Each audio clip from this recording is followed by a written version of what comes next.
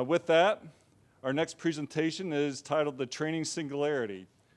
This is to be given by Dr. Hart Rutherford. He's the Chief Operations Officer from Plexus.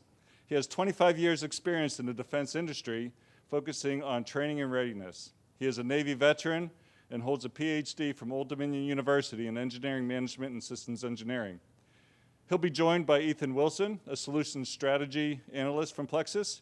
He's a Navy veteran and weapons and tactics instructor with an experience in electronic warfare and has 8 years of experience in building M&S threat databases, weapons models, and modern scenarios to support the U.S. military.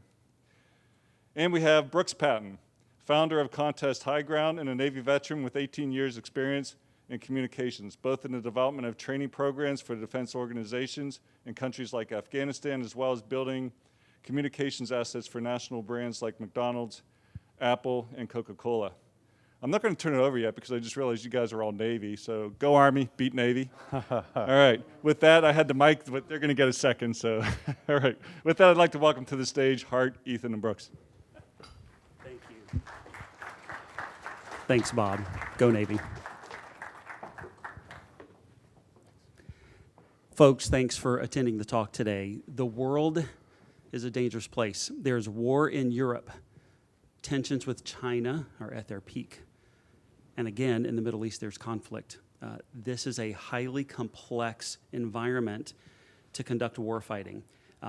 Every company on the show floor rightly is talking about the complexities of multi-domain operations. It's not singular siloed domains, it's the convergence of these domains into a very complex and sophisticated warfighting endeavor. Our thesis is pretty simple, but challenging to implement. Warfighting is dangerous and complex. Therefore, warfighting training must be equally sophisticated to handle that complexity. Ethan and Brooks are going to talk about a potential future. Our futures team thinks a lot about multi-domain information or multi-domain operations in a permanent gray zone environment. Ethan and Brooks are going to talk about a potential future and the implications of that. It's designed to be provocative. I hope it provokes you to ask very hard questions and engage with us. Thanks very much. Ethan.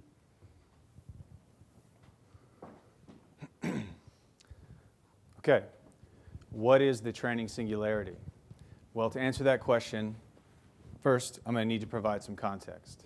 We're going to explore the training singularity through the lens of a training event. So the preparation, the execution, and the after-action review. But first, the grim realities of the modern battlefield.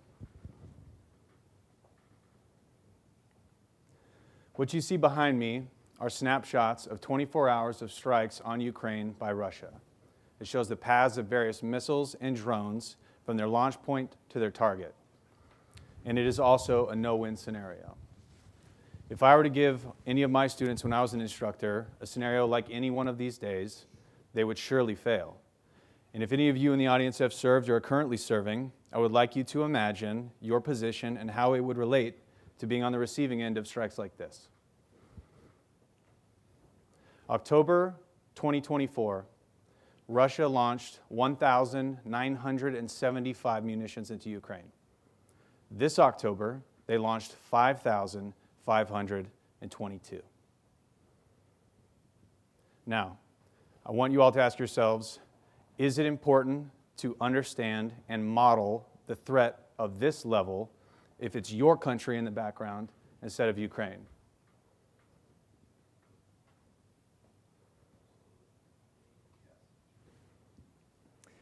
I think we can all agree that this paints a pretty stark picture. And looking at this, it's hard for me not to think back to my experience in a conflict and wonder how different that would have been if the same offensive capabilities were available to our adversaries just 10 years ago. Because at the time, we had a pretty significant technological overmatch of the groups we were concerned with, like ISIS and Al-Qaeda. But these low-cost, high-mass weapons we see today would have made many of our advanced capabilities of the time kind of useless, at least at first anyway. Flash forward, and it's 2025, and we're seeing the result of this rapid evolution of our tactics and technology, and it just all feels like it's coming to a head. And as Ethan said, what if that was your country?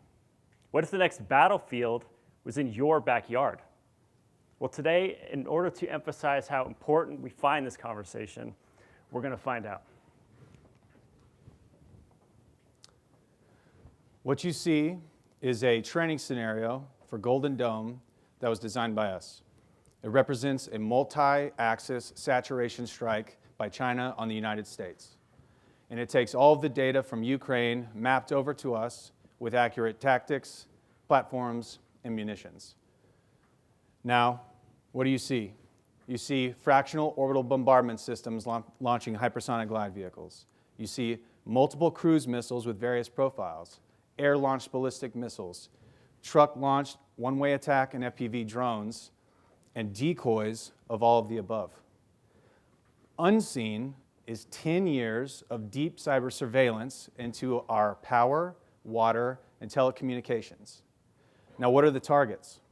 The targets are the linchpins of a AI-driven military and economy. We're looking at command and control centers, early warning radars, air defense assets, infrastructure, and the future data centers that compute all of the above. A strike like this, entirely feasible today, would deplete our regional interceptor stocks immediately. It's genuinely hard to comprehend an attack of this scale, and I think to get us started, I'd like to understand how quickly a trainee could recognize a threat like this inbound and what they could do about it. Great question. Well, Ukraine deals with this every day, and they don't do a very good job, best what they could do, which means we definitely cannot. So we're looking at 2 to 3 hours from space-based detection of the initial threat. But in reality, your actual decision window is 30 to 90 minutes. And that's stressing it.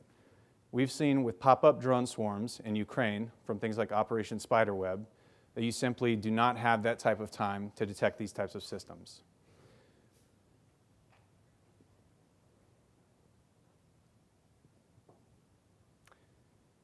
When we're talking about this, where do agents come into play here? Well, we need intelligent agents in order to effectively counter a strike like this. The mass and complexity of something like this overwhelms our command and control and human decision making. So what's an intelligent agent? An intelligent agent is a machine speed assistant that can perceive the battle space, solve complex problems, and execute or assist in aiding a human decision maker. So CSIS, the Center for Strategic and International Studies, put out a paper recently called Agentic Warfare and the Future of Military Operations. In it, they describe a really good example of how this would work, and we're going to use it in our scenario. So imagine you're sitting at the center of a web of interconnected intelligent agents, each representing a function of the military. Reconnaissance, logistics, fires, operations. You task these agents to perform an analysis of how you would survive a defend against an attack like this, while tasking another to perform a joint firepower coordinated strike response. Now, machines are already being evaluated for course of action generation. At the Dash 2 event held in June, this last summer, they evaluated machine teams against humans for generating courses of action. Machines generated 30 times more than humans, and they did it faster. All of them were done in under 10 seconds. So in this near future you're describing, how would you suggest we build scenarios to account for that level of complexity? This is the most important part. We currently cannot. We cannot build scenarios to this level of complexity. If you include the cyber underpinning, include space, electronic warfare, information warfare, traditional training systems are simply obsolete. I would love to quickly go through with all of you what it would take to build this Golden Dome scenario. Let's start with our threat. In space, 200 plus sensors and satellites for long-range targeting, 3 fractional orbital bombardment systems, 50 long-range bombers launching multiple cruise missiles and air-launched ballistic missiles, 20 trucks deploying one-way attack drones and FPV drones, 4 container ships among thousands of civilian ships, 2 submarines, totaling 1,122 munitions launched to the United States. That's just the red threat. What does it take to build this blue scenario and actually understand what a missile attack would look like? Well, let's start in space again. 300 plus satellites of varying sensor coverages, data links, etc. Then you have the 3 fractional orbital bombardment systems, 50 Patriot batteries, 44 ground-based interceptors, 42 THAAD batteries, 36 ballistic missile defense-capable ships, quick reaction aircraft to shoot all of those cruise missiles and drones down, all of the U.S. air traffic, and all of the command and control, early warning, non-kinetics that underpin all of it. This scenario is simply too large. It requires too much broad expertise. And by the time that you implement it, the tactics have changed and it will be outdated tomorrow. Well, if that's the case, what's the alternative then? And what role would a trainer have in a situation? Yeah, the alternative is you have to have an instructor paired with intelligent agents that can automatically create scenarios that match the threat you're trying to replicate. Now, that's an easy thing to say. You also need to allow that scenario to adapt. So you need to be able to flag tactics or flag system parameters so that when something changes, you know and you can update your scenario. Let's use an example. In this Golden Dome scenario, let's say there was a ballistic missile update that allowed for terminal maneuvering. This actually happened in Russia, reducing Patriot system intercepts rates from 37% to 6%. You know, the more you go through this, the more daunting and kind of insurmountable this starts to feel. And it makes sense why we'd have AI to manage some of these complexities in training. But I'd like to know, where would we even begin to implement something like this? You have to crawl, walk, run, right?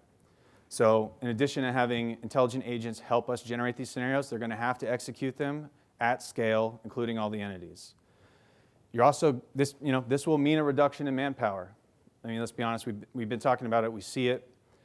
You have to upskill your white force to understand the concepts now of all domain warfare and teach them to understand how intelligent systems make decisions. Yeah, as we're having this conversation, I keep thinking back, and you know, the line between what a trainee would see and operate with and what maybe a service member might see and interact with seems to be blurring to the point of kind of becoming one. And I'm losing track of what systems we're talking about, because these are sounding less and less like simulators to me. Yeah, I'm throwing a lot at you, and this is kind of where the rubber meets the road. Your training system and your operational system have to become one.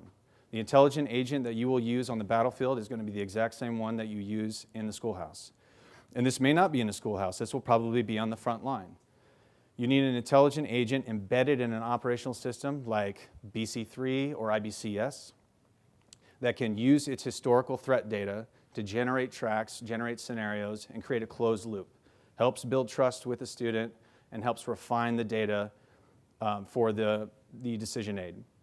Now, if you look at what's happening in Ukraine, conflict does not allow for you to have very long time to build simulators, to build complex scenarios, and train. You do not have that luxury. So what we're going to have to do is make sure that these systems are embedded with intelligent agents and work just like our training systems so that the strikes of yesterday become the training scenarios of tomorrow. I could still use a little more help understanding this relationship here. How do we determine or assess between, say, an effective or non-effective trainee or instructor or service member? Well, we're going to hold a little experiment today. Okay, can everyone please direct their attention to the courses of action listed behind me? You are now the commander. You have worked with your intelligent agents, and these are the decisions that have been given to you to choose from. I'm going to go through them with you. Course of action number 1, you expend all of your available munitions to protect these critical targets that we've talked about, but you are going to take casualties. You're going to cause lots of debris from low-flying, low-altitude intercepts. Course of action number 2, you're going to take a mixed approach to reduce casualties. You're going to opt for maybe less missiles on target and more implementation of non-kinetics. Course of action 3. This is the most conservative approach. What we are seeing in Ukraine are what we call missile raids. Wave after wave of missiles and drones spaced in exact intervals to impact the target and overwhelm the opponent, break their morale, reduce their interceptor count. Imagine World War I, artillery barrages on the front line, except these don't miss. Now, this may be the first shot, or it may be one of many. Now, I would like everyone in the audience to raise a finger that represents number 1, 2, or 3. You have 5 seconds.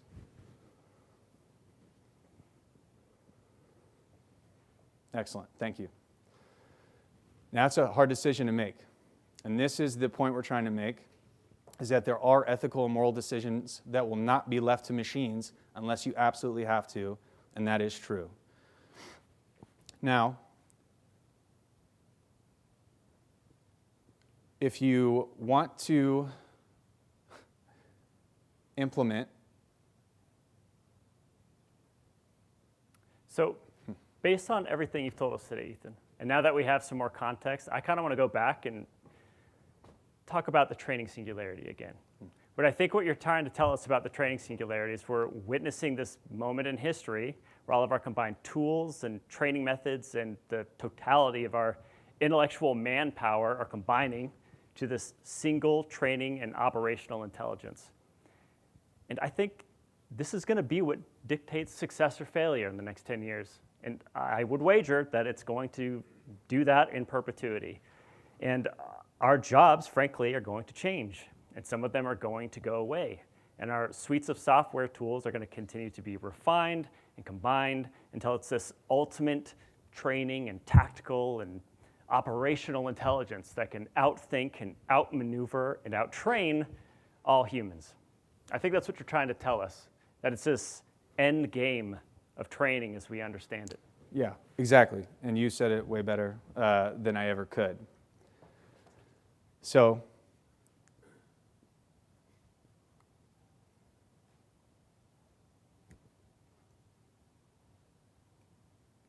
there are 3 pieces that we can implement to survive the training singularity.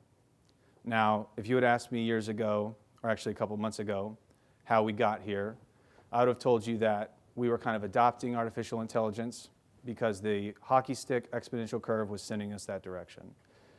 Now I would say we are forced to adopt this because the low-cost, high-mass threat has appeared. The 3 ways to survive the training singularity. Number 1, you automate the creation and execution of the battlefield so that your customer doesn't have to. Number 2, you focus on all domain warfare. There are no more subject matter experts. And number 3, you learn how intelligent systems make decisions, and you simplify that so that your customers can focus on the output. Okay. I would like to refocus everyone if you happen to have zoned out during that 15 minutes of me stumbling a few times, because what I have to say is very, very important. October 2003, Operation Iraqi Freedom, the first salvo that the United States launched was 40 cruise missiles.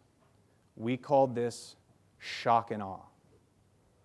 8 years later, Odyssey Dawn, Libya, we launched 112 missiles. 4 days ago, November 29th, Russia fired 646 missiles and drones into Ukraine, targeting critical infrastructure and impacting civilian targets on purpose. All lessons are built in blood, and we need to learn these lessons that the Ukrainians are teaching us so that we can build the tools, implement intelligent agents, and replicate the threat so that our customer, the warfighter, can not only survive the next conflict, but win it. Thank you.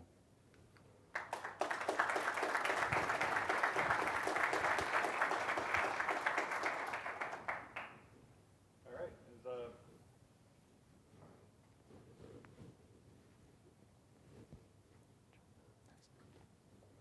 Okay, let's try this again. All right, I see we got people already lining up for questions at the mic, so go ahead. Why don't you go first? So you posed this question of those 3 different COAs. I know that there's ultimately no right answer. There's too many variables to truly say what is the right answer, right? But I'm curious, what would you pick, Ethan?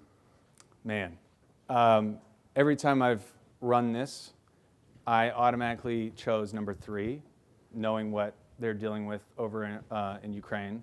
However, I got some real-time tactical information from somebody actually out there and he told me they're choosing course of action number 1.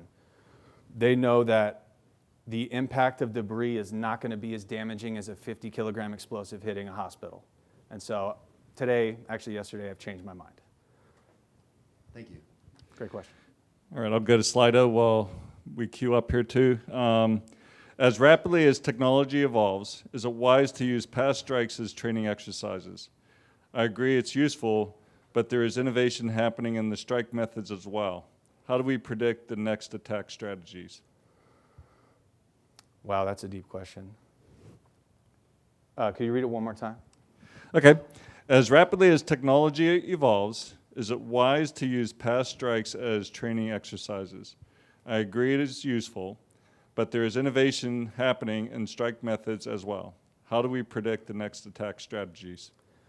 Yeah, that's a great. You cannot use, I think the last speaker says you can't use the last war to predict the next. What we saw with these images is a trend, not exactly trying to replicate what we're seeing, but the trend is tremendous amounts of cheap mass incoming of varying profiles. And really, that trend's going to continue as things get cheaper. So the only kind of way to predict, I mean, until we move to directed energy weapons, which will change everything, but I would say to just aim towards the worst case scenario. And often what I've seen in training as I've traveled all around the world at all of the weapons schools, at all of the services, we don't like to be wrong and you don't like to lose, especially being in the top tier. So train to the harder scenario always, and you're going to be left off better than trying to predict what happens next. All right, we'll go to the audience. All right, well, thank you for this. I think this really is one of the most critical problems that we've been talking about in this community for the last couple of years. This idea that, I'm a liberal arts guy, so I always say that, humans haven't had an upgrade since the Pleistocene. You can do your own math, but meanwhile, all this technology is advancing exponentially, so it's insufficient to be a standalone human being on the battlefield or almost anywhere else. The critical issue that I didn't hear you talk about yet, and hopefully you guys have some thoughts on this, is, let's deploy AI. But as we talk about in a lot of the sessions here about AI, there's lots of forms of it. And the critical thing for issues like this, for me, is the architecture. What do you think the balance, in the agents you're talking about in Golden Dome that might create the COAs or even create the response, how much of that is the old symbolic AI, which is a lot more transparent, that we can get in and fiddle with, versus the new connectionist LLM type of stuff, which is, we all know, a black box. There's no debugger. We can't see inside of it. What's that balance look like? Excellent question. Yeah, as we evaluated this future strike and thought about how we'd implement these decision-making aids, we came up with a bunch of requirements for how do you build the next generation kind of training system, and it has to be transparent. The amount of trust that we have to start putting in these types of systems to survive against this type of kinetic strike means, we're going to have to go back and look at the data. If something were to go horribly awry, the only way to kind of build that trust is that kind of new jobs will emerge, as we've kind of been talking about, or you'll upskill current jobs, so that you can understand there's a whole aspect of quality control and what types of decisions they're making, what type of data that they were trained on. And there's a whole nother aspect of how the military operator and the large language model or intelligent agent team together, like via very simple things that we don't often consider. Terminology, culture, these very obscure things that will absolutely impact the implementation of something like this. And kind of the most important point is, I truly believe we don't have a choice if we want to survive in a world where this exists, and we're just going to have to figure it out. But it does have to be transparent. I don't think black box is really an option. Thank you. Does that answer your question? What's that? I think there's a place, because there's a bunch of other pieces here. We mentioned, or I don't know if we mentioned, there are systems that are going to have to be air-gapped, and you're not going to be able to get these updates like I'm talking about. But the more we start spreading out or connecting these things, the larger attack surface that we build for a cyber attack, like they talked about in the last talk. So I'm very in the ballpark of symbolic, transparent AI. But that's kind of vogue right now, and that's what I'm seeing, and that's the papers I'm reading about. So somebody, a much larger, more expert on the matter probably has better opinions than me. Thank you. Okay, hey, we're at time, but I'm going to try something different here. If you need to leave, feel free to leave. And if you want to grab a ticket, just come up here to grab the social ticket. But I'm going to allow the next question, but know that there's going to be some disruption to keep the collaboration going. So we'll do one more question. Mine's just sort of a variation on that theme, and it's a have you thought about the balance between agent-based intelligent C4I targeting systems and defensive systems with automated settings, automatic settings? In other words, I mean, CWIS has advantages when you use its automatic settings in certain scenarios. And back to your point about air gap, and it seems like there's a balance in that system, where some of them you want to be automated, and some of them you want to be intelligent, and some of them you want to be updated. So there's sort of a way to optimize across that system. Have you thought about those sorts of things? Yeah. So when we started researching for this talk, the -2 event that I mentioned, that was them, the machine agents picking target and weapon pairing. Right. So an offensive implementation of what you're talking about, which is a very you have the abundance of time in that situation as the offensive person versus like you're saying. So if I could try to answer your question and rephrase what you're saying, you absolutely have to have a mix. And based, again, I keep referencing Ukraine. That's that's our current near-peer conflict that we have to deal with. They are just having to set automatic systems and protocols and common operating procedures, even if it may not be ideal. So you're totally correct. You have different requirements and different needs for something that's automatic. Like even in this scenario, we talked about 30 to 90 minutes. That course of action is going to change after the first thing hits. And that's going to come down, and then we're going to have to continuously recycle through the decisions that we're making. Are we actually impacting civilians a lot? So yeah, I think there will have to be a mix. We've only thought about it in the sense of we use the missile defense piece because it really compressed the timeline. And that's the scarier part for me. I think the offensive piece and having a significant amount of time available will probably angle towards a different type of tool than what we're describing. Did that answer your question? Okay. Appreciate it. Thank you. All right, let's give a hand here to these guys. Awesome. Thank you very much.